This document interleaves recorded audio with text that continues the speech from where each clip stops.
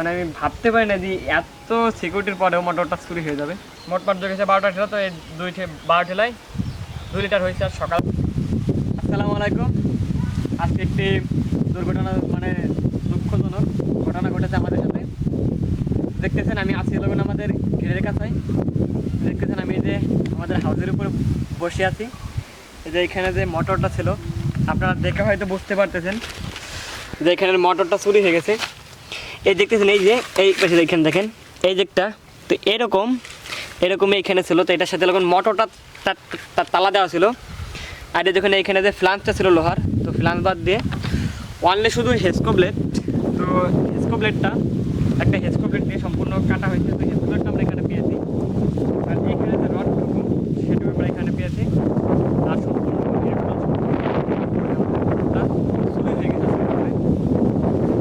মানে ভাবতে পারে না, এই প্রায় 2 বছর থেকে 2.5 বছর এখানে, এই 3 বছর মোট, মানে 3 বছর এখানে মোটর চলতেছে। এখন এই আজ পর্যন্ত আমাদের এই ঘেরের কাছ থেকে এমনি খুঁটিনাটি ডাব চুরি হয়েছে। এটা স্বাভাবিক, মানে এক জোগালিরা খায়, এটা স্বাভাবিক, ওরা একটু খায়, কিন্তু ওটা কোনো বিষয় না।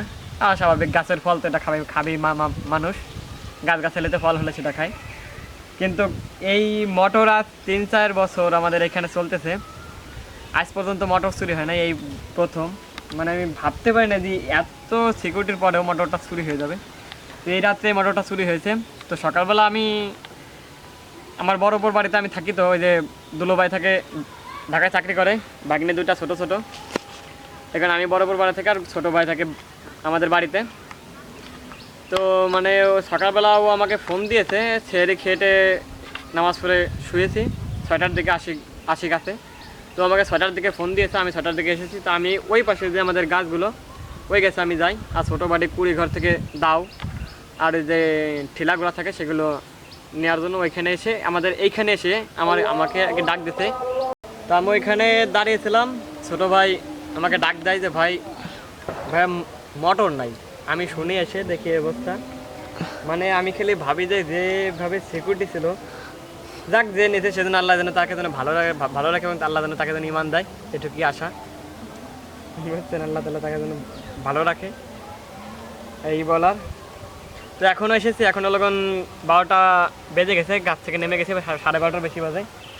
তো এখন এসেছি ও রস মারতে।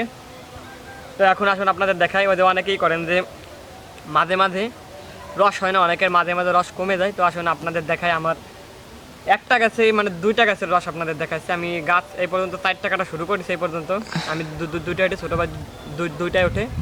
তো মোটমাট আমরা 4টা কাটতেছি, এখনও 2টা এখনও ঠিলা দিই নেই। তো আসুন আপনাদের দেখাই যে কতটুকু রস হয়েছে আমাদের আজকে। আসুন দেখ। তো এই হলো এখন এই যে দুপুরবেলার রস, দেখতেছেন এই যে লিটার 2 হয়েছে।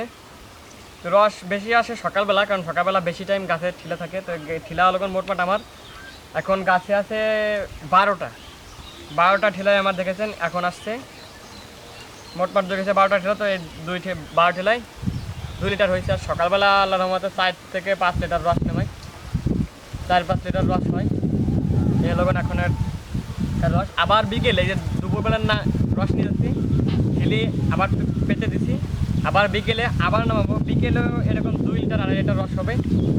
আবার সকালবেলা আবার নামাবো, মানে মোটমাট 3 বেলা রস কাটি, নামাই, উঠোই, মানে 3 বেলায় রস নামাই, 3 বেলায় ঠিলি পাতি, এই লগন কাটা। তো এখন বাড়ি যাব, দুপুর হয়ে আসছে, আজান দিবে, নামাজ পড়তে হবে। তো চলুন যা এখন বাড়ি। আর ভিডিও এ পর্যন্ত, আর কি আর বলবো, তোর ভালো হোক, এরকম কথা। আল্লাহ হাফেজ।